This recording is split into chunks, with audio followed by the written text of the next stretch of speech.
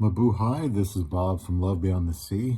I want to talk about risks for Filipinas going abroad today. A lot of foreigners are interested in marrying a Filipina and living in the Philippines. That could be a possibility. There are things to check out for that. But I think that contrary to what many people say, like you should never bring a Filipino to the West, I think you certainly can if you find the right Filipina. I married mine in 2015 after a whirlwind, quick 54-day relationship, and we got married in the Philippines. So I did go and see her and brought her here right away, which means 8 months, which is reasonably fast for the visa process. And she's been here since 2016, and she's been working and has her own car, enough independence that, what somebody would want. So I personally have not had much trouble with worrying about her becoming Westernized or Americanized, and I've got some videos about that here on Love Beyond the Sea. You can find on YouTube if you search for Americanized, maybe search with that term. Maybe my channel's not high enough ranked to even find it there.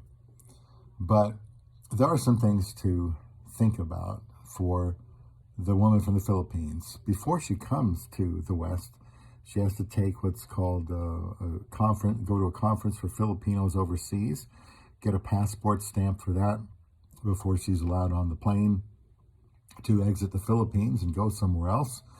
And they talk to her about everything that could possibly go wrong.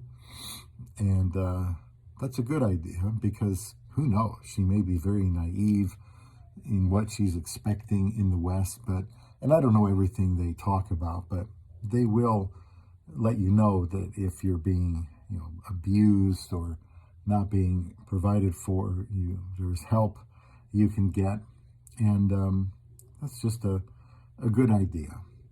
So from the Filipinas standpoint, I think she risks being with a man who possibly isn't really interested in her. If, for example, he's not interested in going to the Philippines to meet her. And I've talked to guys, quite a few, interested in women in the Philippines, and some of them, they say they're not going to go to the Philippines. They have no intention. It's too hot. It's too far away. It's too expensive.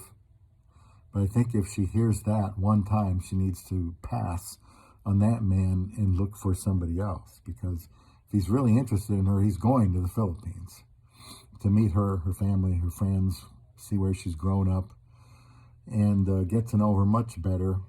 So that's don't even get on the plane if he's not willing to go and meet you where you are. And if he can't afford that, then he can't afford to marry you and provide for you, and he can't afford the visa fees and all of that. And I think he should have that all ready to go at once. So you just pay them as soon as you can. When I did that, I paid for all the fees ahead of time. I trusted her. We got married. We started our visa petition before I even left to marry her. Did whatever we could, and that helped speed up the time. She could have been here in 6.5 months, but we made it 8 for other reasons. And so that's one thing she needs to be wary of if somebody's not willing to go and see her. Also, I don't think it's, I think the man should be open with his finances with the woman, and I don't think it's wrong for her to ask him. I mean, if you're going to be married, you should know all of his finances, where they're located. I think if he has a house, which is a good thing for her to marry into, obviously her name needs to go on that house paperwork, because they're not, just boyfriend and girlfriend, they're husband or wife. So I think they need to trust each other. Everything needs to be belonging to everybody else. So, if he's not willing to put your name on property or house, or, you think he's not revealing everything to you, just move on to somebody that will. And he should have enough money to provide for you. Here in the United States, it's a lot different than in the Philippines. You probably need, regardless of what the spousal visa requirements are. That's just like 125% over poverty. And yeah, different places in the United States cost more or less than others, but it really probably needs to bring in probably $60,000 to $80,000 a year in the West, because it's very expensive, and to be able to provide for her. We live in the Midwest of the United States, where it's a lot less expensive than other places. So she needs to know what it's going to cost where he is. And she can probably do her own Google searches for cost of living in whatever state he resides in. She just needs to do her homework. She needs to be sure that he's responsible, that he's gotten over his past relationships. A lot of men will get right into a relationship with a Filipina because they figure, well, I can always do this, and they haven't even gotten over the last one. I think she would be taking on great risk if she didn't ask him to explain in detail what happened if he had been married before, because she has the right to make sure that doesn't happen to her. So if he's not willing to share that information, it's time for her to look for somebody else that will. Anything needs to be out on the table. His past, his working, how long he's been working, if he has a retirement plan. I mean, it's silly to think that a woman is going to be going thousands of miles away to be married to somebody that can't take care of her, especially if there's an age gap. Which reminds me, she should also ask about his health, or she could be engaging in a risky venture if she's not aware of his health concerns. If she says, well, what are your medications? Tell her. And women, if he's hesitant about that or not going to talk to you about it, says it's none of your business, then, just don't talk to him again and move on to somebody that can communicate with you. You should be able to ask any question.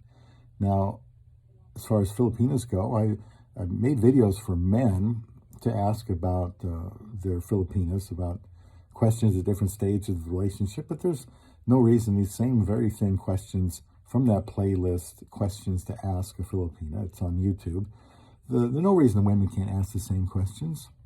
And some of them get really serious as the relationship gets more serious. Moving from the Philippines to a Western country is a big deal. As I've said before, a lot of the men aren't what they assume. And so just like a Western man needs to do his homework on the Philippines and how things are over there and how not to get scammed, a woman in the Philippines needs to do her research on the Western country she's going to, so she doesn't get into a situation that she will regret. Because I think marriage is best, but it's also for life. And women, you have more options than the men do.